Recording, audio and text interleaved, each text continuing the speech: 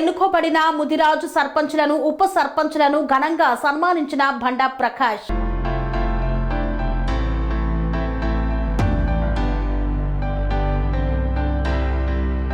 యాదాద్రి భువనగిరి జిల్లా ఆలేరు పట్టణంలో minority function హాల్లో తెలంగాణ ముదిరాజ్ మహాసభ యాదాద్రి భువనగిరి జిల్లా కమిటీ అధ్యక్షులు కొలుపుల హరినాథ్ ఆధ్వర్యంలో నూతన ముదిరాజ్ సర్పంచ్ ఉప సర్పంచులకు తెలంగాణ రాష్ట్ర డిప్యూటీ చైర్మన్ డాక్టర్ బండా ప్రకాష్ చేతుల మీదుగా సన్మానాన్ని నిర్వహించారు.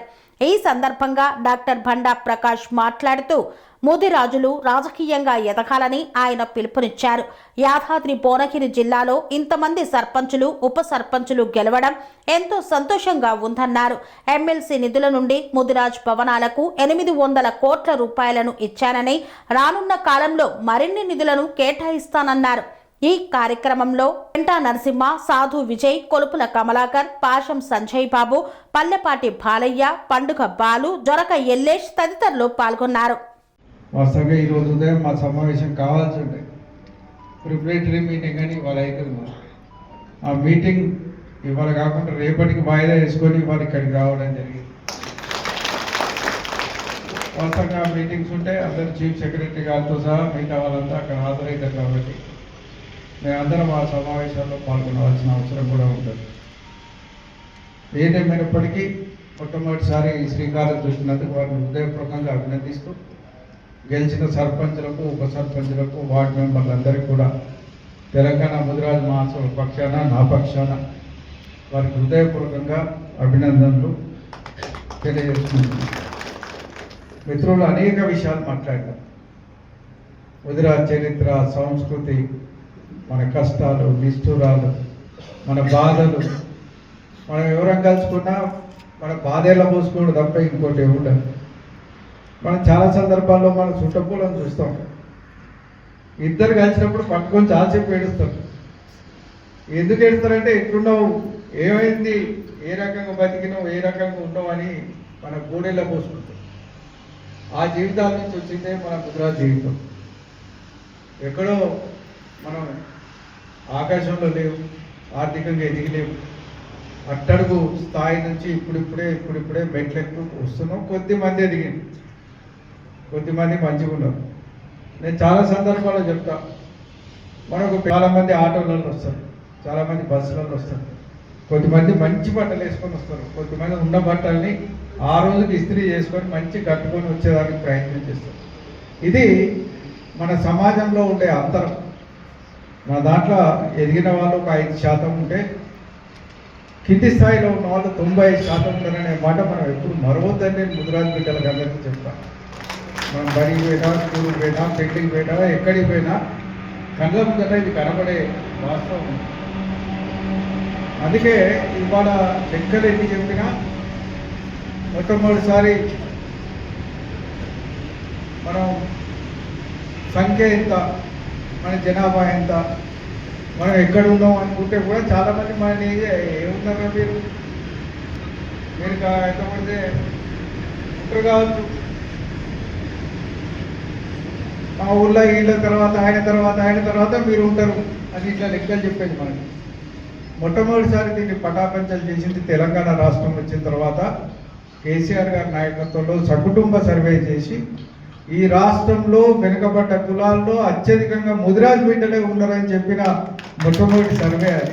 అప్పటిదాకా అనేక మంది మనల్ని అనేక రకాలుగా చెప్పినారు.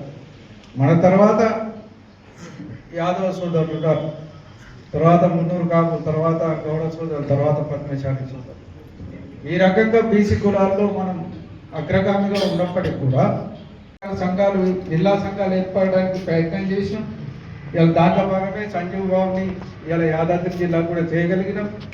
ఇవాళ వెంకటనారాయణని నల్గొండ జిల్లాకు చేయగలిగినాం. శ్రీనివాస్ని మరి ఇవాళ సూర్యాపేట జిల్లా కూడా చేయగలిగినాం. దాదాపు తెలంగాణలో ఉన్న 25 జిల్లాల్లో ముదిరాజ్ బిడ్డల్ని చీఫ్ ప్రమోటర్స్గా చేయగలిగినామనే మాట కూడా ఈ సందర్భంగా నేను మనవి చేస్తున్నాను. ఎక్కడికక్కడ మనం లీడర్షిప్ని అంతకుముందు మనకు 10 జిల్లాలు ఉండే, ఇప్పటికి కూడా మీకు అందరికీ తెలుసు డిసిసి బ్యాంకులు 10 జిల్లాల వరకే ఉన్నాయి కోఆపరేటివ్లో. అయినా కష్టపడి ప్రభుత్వంతో అనేక రకాలుగా పోరాడి ఇలా మత్స్య పరిశ్రమకు మాత్రం 33 జిల్లాలు చేసినాం. 33 జిల్లాలు చేసిన కార్యక్రమాలు ఎందుకు అంటే మీకు కూడా కొత్తగా నాయకులు కావాలి. ప్రతి జిల్లాకు ఒక 10 మంది డైరెక్టర్లు వస్తారు. గతంలో మొత్తం 90 మంది డైరెక్టర్లు ఉంటాయి. ఇలా 330 డైరెక్టర్లు వస్తున్నారు రాష్ట్ర వ్యాప్తంగా. దాంట్లో ముదిరాజు బిడ్డలు దగ్గర 250 మంది డైరెక్టర్లు అయితే రాష్ట్ర వ్యాప్తంగా. ఈ రకంగా నాయకత్వాలు ఎక్స్పాండ్ అవుతూ పెరుగుతూ మన ప్రజల్ని చైతన్యవంతం చేసే దిశగా పనిచేయాలన్న సంకల్పం కొద్ది ఈ కార్యక్రమాలు చేసినామనే మాట కూడా ఈ సందర్భంగా నేను మనవి చేస్తున్నాను. మరి ముదిరాజుల లేనిది ఏంటంటే నాయకత్వం. ఆలోపమే ఇయాటికి కూడా మనం 30 మంది ఉన్నామా, 400 గ్రామాల్లో ఎంతమంది ఉన్నామని లెక్కలేసుకునే అడుగుంది. ఇవాళ ఎందుకుంది? రాష్ట్రంలో కూడా ఎదిగిన నాయకత్వాలు లేవు.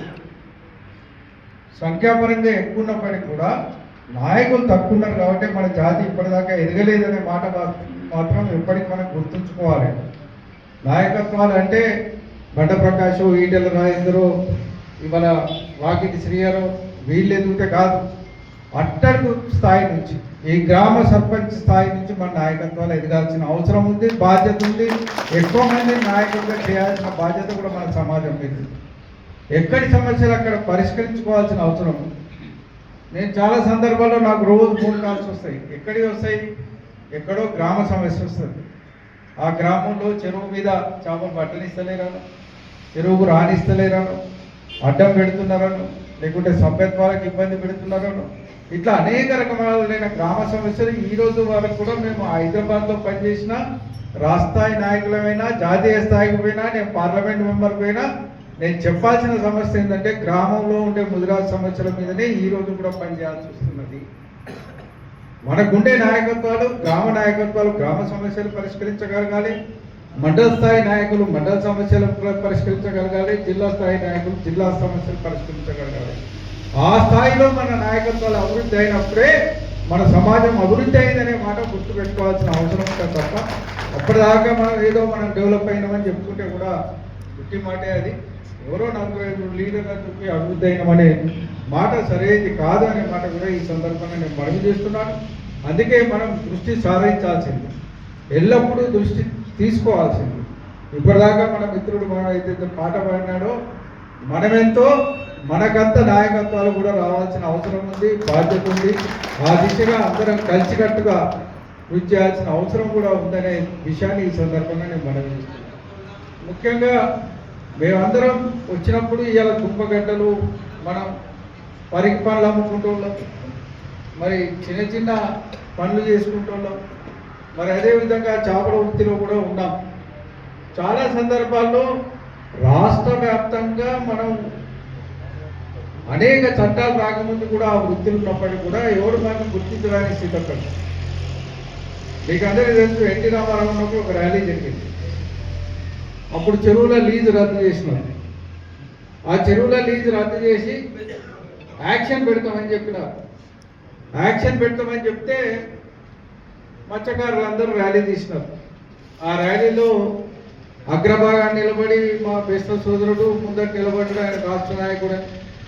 మరి వెనుకొచ్చిన వాళ్ళంతా ముదిరాజు సోదరులే. వెనుక లైన్లు ఉన్నోళ్ళు, జెండాలు పట్టిన వాళ్ళు, జెండాలు మోసిన వాళ్ళంతా ముదిరాజు సోదరులు. పోయి అడిగిన ఏంటిదంటే చాలా విధంగా మరి బండ ప్రకాశ్ అన్న గారికి మధ్య ఈ గెలిచిన సర్పంచులు కూడా అందరూ ఇళ్లలో పోయినా అన్ని గ్రామాలు కూడా తిరిగినా చాలా వెనుకబడ్డ గ్రామాల్లో ఇలా మనం సర్పంచులు గెలిచినామన్నా ఖచ్చితంగా మా రమేష్ అని చెప్పిన దాని ప్రకారంగా ఖచ్చితంగా మన ముదిరాజులు గెలిచినటువంటి సర్పంచులకు మీ నిధుల నుండి ఖచ్చితంగా ఈ వేదిక ద్వారా ఓ 10 లక్షల రూపాయలు మీరు ప్రకటిస్తారని ఆశిస్తూ, అదేవిధంగా మా జిల్లాలో ఇంతవరకు కూడా అన్న మీ ఫండ్స్ నుంచి మేము ఎక్కడ కూడా బిల్డింగ్ కట్టుకోలేదు.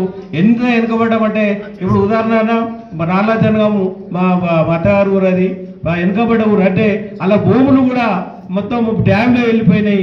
అక్కడ పిల్లర్లు వేసుకొని ఇప్పటి వరకు బీస్మెంట్ కట్టున్నది. దయచేసి వేదిక ద్వారా మొత్తం మా జిల్లాకు ఎన్ని నిధులు ఇస్తారనేది కూడా మీ నోటి ద్వారా మాకు ప్రకటించాలన్నా ఖచ్చితంగా మేము ఆశిస్తా ఉన్నాం. మీ ద్వారా మీ నాయకత్వాన్ని మీరు ఈ అనుక్షణం ముదిరాజుల కోసం తప్పించే మీరు మీ నాయకత్వాన్ని ఖచ్చితంగా మేము బలపరుస్తున్నాం, మీ వెన్నంట మేము ఉంటాము.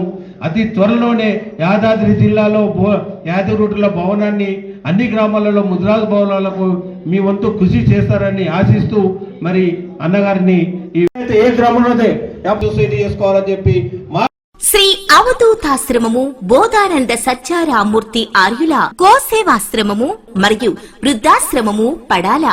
ఆశ్రమములో గోసేవ గోవుల దానము స్వీకరించుట, మీ నవగ్రహ దోషములు పోవుటకు గోపూజ చేయబడును. మూలికా వైద్యము గోపంచగవ్య వైద్యము చేయబడును. యంత్రములు తావీదులు ఇవ్వబడును. శాంతి హోమములు చేయబడును. మీ ఆత్మీయుల పుట్టినరోజు, పెళ్లి రోజు మరియు వర్ధంతి వంటి ముఖ్యమైన దినములలో గోసేవ లేదా అన్నదానం చేయదలిచిన వారు సంప్రదించండి. మా వృద్ధాశ్రమంలో ఖాళీలు కలవు. చేరదలిచిన వారు సంప్రదించండి. శ్రీ శ్రీ శ్రీ స్వామి బోధానందగిరి శ్రీ అవధూతాశ్రమము, అయ్యప్ప స్వామి గుడి దగ్గర, పడాల, తాడేపల్లిగూడెం 2. Cell numbers 7981356374, 96180341138.